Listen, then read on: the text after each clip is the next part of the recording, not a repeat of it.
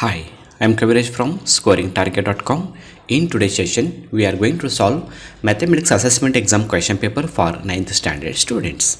ಆತ್ಮೀಯ ವಿದ್ಯಾರ್ಥಿಗಳ ಇವತ್ತಿನ ತರಗತಿಯಲ್ಲಿ ನಾವು 9ನೇ ತರಗತಿಯ ವಿದ್ಯಾರ್ಥಿಗಳಿಗಾಗಿ ಗಣಿತ ವಿಷಯಕ್ಕೆ ಸಂಬಂಧಪಟ್ಟಂಥ ಒಂದು ಮೌಲ್ಯಾಂಕನದ ಮಾದರಿ ಪ್ರಶ್ನೆ ಪತ್ರಿಕೆಯನ್ನು ಸಾಲ್ವ್ ಮಾಡ್ತಾ ಇದ್ವಿ.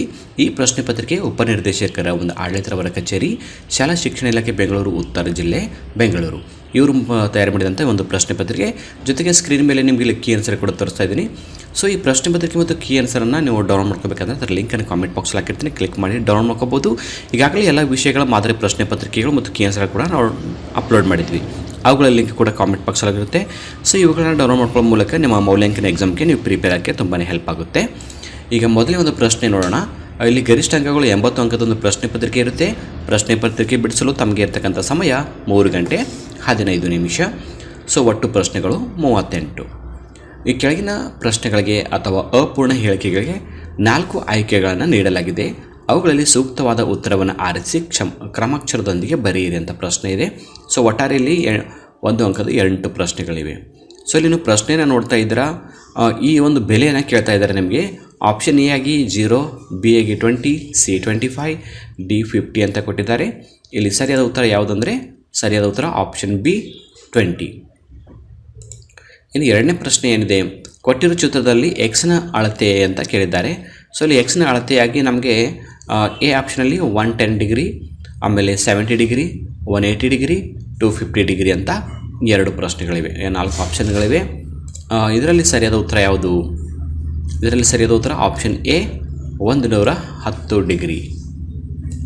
ಆಮೇಲೆ ಮೂರನೇ ಪ್ರಶ್ನೆ, ಬಹುಪದೋಕ್ತಿ ಪಿ ಎಕ್ಸ್ = x+5 ಅನ್ನು ಶೂನ್ಯತೆಯು ಅಂತ ಕೇಳ್ತಾ ಇದ್ದಾರೆ. ಶೂನ್ಯತೆಯನ್ನು ಕಂಡುಹಿಡಬೇಕು. A 5, B -5, C 10, D 0. So ಮೂರನೇ ಪ್ರಶ್ನೆ ಉತ್ತರ ನೋಡ್ಕೊಂಬರೋಣ. ಇಲ್ಲಿ ಸರಿಯಾದ ಉತ್ತರ ಆಪ್ಷನ್ ಬಿ -5. ಇನ್ನು ನಾಲ್ಕನೇ ಪ್ರಶ್ನೆ, ಈ ಕೆಳಗಿನವುಗಳಲ್ಲಿ ಸಮೀಕರಣ 3x - y = 7 ರ ಪರಿಹಾರ ಆಗಿಲ್ಲದ್ದು ಯಾವುದು ಆಗಿಲ್ಲ ಅಂತ ಕೇಳ್ತಾ ಇದ್ದಾರೆ. ಸೊ ಎ ಅಲ್ಲಿ ಬ್ರ್ಯಾಕೆಟಲ್ಲಿ 1/2, ಬಿ ಯಲ್ಲಿ 1 - 4, ಸಿ ಯಲ್ಲಿ 2 - 1, ಡಿ ಯಲ್ಲಿ 3 ಮತ್ತು 2 ಅಂತ ಕೊಟ್ಟಿದ್ದಾರೆ. ಸೊ ನಾಲ್ಕನೇ ಪ್ರಶ್ನೆಯ ಸರಿಯಾದ ಉತ್ತರ ಆಪ್ಷನ್ ಎ 1, 2. ಐದನೇ ಪ್ರಶ್ನೆ, -3 - 5 ಈ ಬಿಂದುವನ್ನು ಹೊಂದಿರುವ ಕಾರ್ಟೀಷಿಯನ್ ಸಮತಲದ ಚತುರ್ಥಕವು ಡ್ಯಾಶ್. ಸೊ ಎ 1ನೇ ಚತುರ್ಥಕ, ಬಿ 2ನೇ ಚತುರ್ಥಕ, ಸಿ 3ನೇ ಚತುರ್ಥಕ, ಡಿ 4ನೇ ಚತುರ್ಥಕ ಅಂತ ಆಪ್ಷನ್ ಇದೆ. ಐದನೇ ಪ್ರಶ್ನೆಯ ಸರಿಯಾದ ಉತ್ತರ ಆಪ್ಷನ್ ಸಿ 3ನೇ ಚತುರ್ಥಕ. ಈಗ ಆರನೇ ಪ್ರಶ್ನೆ, ಕೆಳಗಿನ ಚಿತ್ರದಲ್ಲಿ ಓ ಬಿಂದುವು ಎ ಬಿ ರೇಖಾಖಂಡದ ಮಧ್ಯಬಿಂದುವಾಗಿದೆ. ಹಾಗಾದರೆ ಇವುಗಳಲ್ಲಿ ಸರಿಯಾದ ಸಂಬಂಧವು ಡ್ಯಾಶ್. ಎ, ಓ ಮತ್ತು ಬಿ ಅಂತೇಳಿ ಫೈಂಡ್ ಔಟ್ ಮಾಡಿದ್ದಾರೆ. ಇಲ್ಲಿ ಸರಿಯಾದ ಉತ್ತರ ಯಾವುದು ಅಂತ ಆರನೇ ಪ್ರಶ್ನೆ ಉತ್ತರ ನೋಡ್ಕೊಂಬರೋಣ. ಸರಿಯಾದ ಉತ್ತರ C, A O = O B. ಏಳನೇ ಪ್ರಶ್ನೆ ಏನಿದೆ, ಇದು ನಮಗೆ ಟ್ರಯಾಂಗಲ್ಗೆ ಸಂಬಂಧಪಟ್ಟಂಥ ಪ್ರಶ್ನೆ ಇದೆ. P Q = P R, Q P R = 40 degree ಆದರೆ ಪಿ ಕ್ಯೂ ಆರ್ನ ಅಳತೆ ಅಂತ ಕೇಳ್ತಾ ಇದ್ದಾರೆ. So A 140 degree, B 180 degree, C 40 degree, D 70 degree.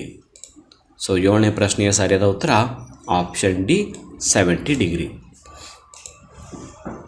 ಈಗ ಎಂಟನೇ ಪ್ರಶ್ನೆ,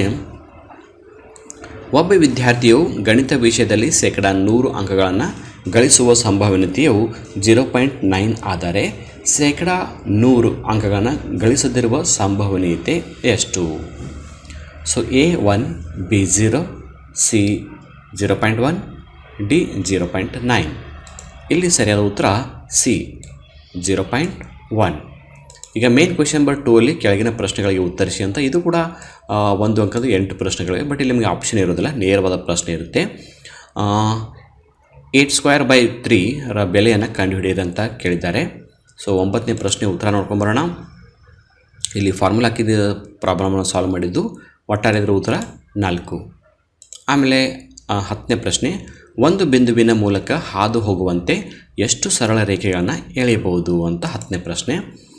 ಸೊ ಅಪರಿಮಿತ ಅಂದರೆ ಅನೇಕ ಇತ್ಯಾದಿ ಸೂಕ್ತ ಉತ್ತರ ಅಂತ ಬರಿಬೋದು. ಅಂದರೆ ಅಪರಿಮಿತ ಗೆರೆಗಳನ್ನು ಸರಳ ರೇಖೆಗಳನ್ನು ಎಳಿಬಹುದು. ಇನ್ನು 11ನೇ ಪ್ರಶ್ನೆ, ಚತುರ್ಭುಜದ ಒಳಕೋನಗಳ ಮೊತ್ತವನ್ನು ಬರೆಯಿರಿ. 360 ಡಿಗ್ರಿ ಅಂತ ನಾವು ಉತ್ತರವಾಗಿ ಬರಿತೀವಿ. ಆಮೇಲೆ 12ನೇ ಪ್ರಶ್ನೆ, ಕೆಳಗಿನ ಚಿತ್ರದಲ್ಲಿ ಸಾಮಾನ್ಯ ಪಾದ ಮತ್ತು ಸಮಾಂತರ ರೇಖೆಗಳನ್ನು ಹೆಸರಿಸಿ ಅಂತ ಪ್ರಶ್ನೆ.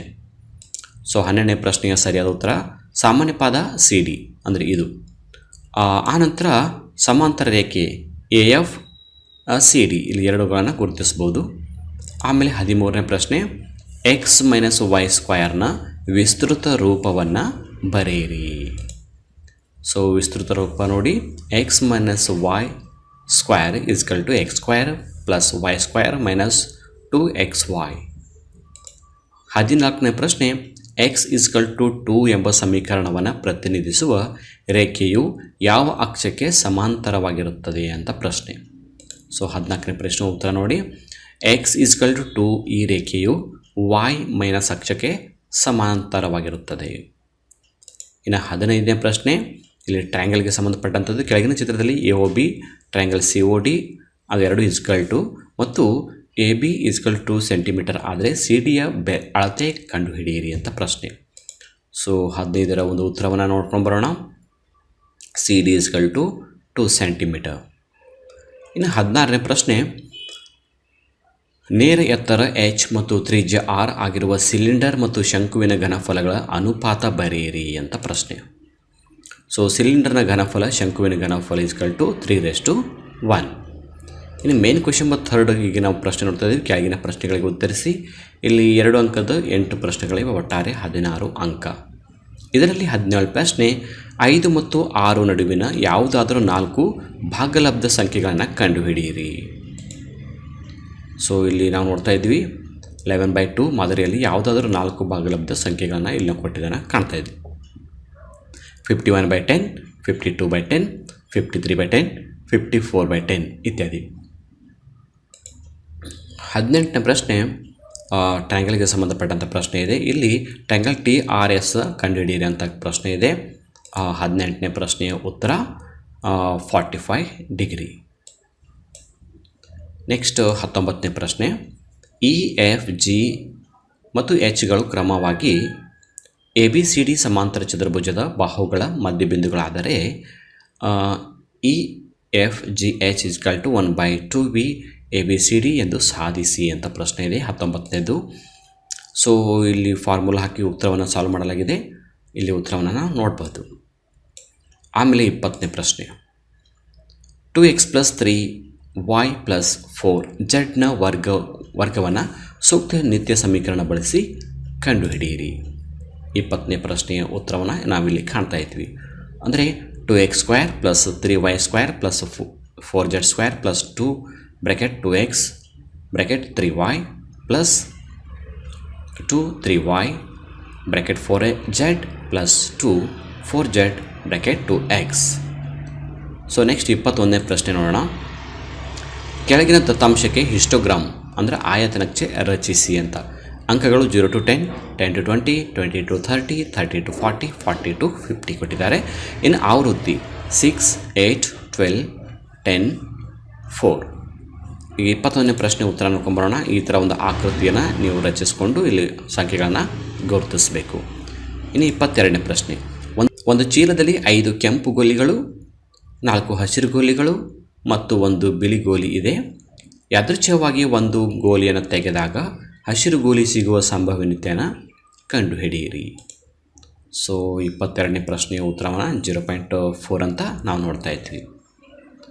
ಅದೇ ಥರ 23ನೇ ಪ್ರಶ್ನೆ, ಲೋಹದ ಹಾಳೆಯಿಂದ 70 ಸೆಂಟಿಮೀಟರ್ ತ್ರಿಜ್ಯವಿರುವ ಮತ್ತು ಎತ್ತರ 100 ಸೆಂಟಿಮೀಟರ್ ಇರುವ ಒಂದು ಮುಚ್ಚಿದ ಸಿಲಿಂಡರ್ನ ಆಕಾರದ ನೀರಿನ ತೊಟ್ಟಿಯನ್ನು ಮಾಡಲಾಗಿದೆ. ಇದಕ್ಕಾಗಿ ಬೇಕಾಗಿರುವ ಲೋಹದ ಹಾಳೆಯ ವಿಸ್ತೀರ್ಣವನ್ನು ಕಂಡುಹಿಡಿಯಿರಿ. 23ನೇ ಪ್ರಶ್ನೆ. ಅಂದರೆ ಇಲ್ಲಿ 74800 ಸೆಂಟಿಮೀಟರ್ ಸ್ಕ್ವೇರ್ ಅಂತ ನಾವಿಲ್ಲಿ ನೋಡ್ತಾ ಇದ್ದೀವಿ ಈ ಉತ್ತರವನ್ನು. ಅದೇ ಥರ 24ನೇ ಪ್ರಶ್ನೆ, ನಾನು ಸ್ಪೀಡಾಗಿ ತೋರಿಸ್ತಾ ಹೋಗ್ತೀನಿ, ನೀವು ವಿಡಿಯೋನ ಸ್ಟಾಪ್ ಮಾಡ್ತಾ ಇವುಗಳನ್ನು ನೋಡ್ಕೋಬೋದು. 9 ಮೀಟರ್ ಉದ್ದ, 6 ಮೀಟರ್ ಅಗಲ ಮತ್ತು 3 ಮೀಟರ್ ಎತ್ತರವಿರುವ ಕೋಣೆಯೊಂದರ ಒಳಭಾಗದ 6 ಮುಖಗಳಿಗೆ ಬಣ್ಣ ಬಳಿದು ಅಲಂಕರಿಸಬೇಕಿದೆ. ಪ್ರತಿ ಚದುರ ಮೀಟರ್ಗೆ 10 ರೂಪಾಯಿನಂತೆ ತಗಲುವ ವೆಚ್ಚವನ್ನು ಕಂಡುಹಿಡಿಯಿರಿ. 24ನೇದು. ಸೊ ಇಲ್ಲಿ ನೋಡ್ತಿದ್ವಿ ಉತ್ತರವನ್ನು ನೀವು ನೋಡಿ ಯಾವ ಥರ ಸಾಲ್ವ್ ಮಾಡಿದ್ದಾರೆ ಅಂತ. ಆ ನಂತರ ಮೇನ್ ಕ್ವೆಶ್ಚನ್ ನಂಬರ್ 4 ಕೆಳಗಿನ ಪ್ರಶ್ನೆಗಳು ಉತ್ತರಿಸಿ 3 ಅಂಕದ 9 ಪ್ರಶ್ನೆಗಳು ಒಟ್ಟಾರೆ 27 ಅಂಕವನ್ನು ಇಲ್ಲಿ ಪಡ್ಕೋತೀರಾ. ಸೊ ಸಂಖ್ಯಾ ರೇಖೆಯ ಮೇಲೆ ಪ್ರತಿನಿಧಿಸ್ತಕ್ಕಂಥದ್ದು ಕೇಳಿದ 3.5 ಏನಿದೆ ಉತ್ತರ ಯಾವ ಥರ ಸಾಲ್ವ್ ಮಾಡಿದ್ದಾರೆ ಅಂತ ಇಲ್ಲಿ ನೀವು ಚಿತ್ರವನ್ನು ನೋಡ್ಬೋದು. ಈ ಥರದ ಒಂದು ಚಿತ್ರವನ್ನು ತೆಗೆದು ಇಲ್ಲಿ ಬಿಯು ಸೊನ್ನೆಯನ್ನು ಪ್ರತಿನಿಧಿಸುತ್ತೆ ಅಂತ ಉತ್ತರವನ್ನು ಬರೀಬೇಕು. ಆಮೇಲೆ 26ನೇ ಪ್ರಶ್ನೆ, ಕೆಳಗಿನ ಪ್ರಾಪ್ತಾಂಕಗಳಿಗೆ ಸರಾಸರಿ, ಮಧ್ಯಾಂಕ ಮತ್ತು ಬಹುಲಕಗಳನ್ನು ಕಂಡುಹಿಡಿಯಿರಿ ಅಂತ 41, 39, 48, 52, 46, 62, 54, 40, 96, 52 ಅಂತ ಸಂಖ್ಯೆಗಳನ್ನು ಕೊಟ್ಟಿದ್ದಾರೆ. ನಾವು ಏನಕ್ಕೆ ಕಂಡುಹಿಡಬೇಕು? ಸರಾಸರಿ, ಮಧ್ಯಾಂಕ ಮತ್ತು ಬಹುಲಕಗಳನ್ನು ಕಂಡುಹಿಡಿಬೇಕು.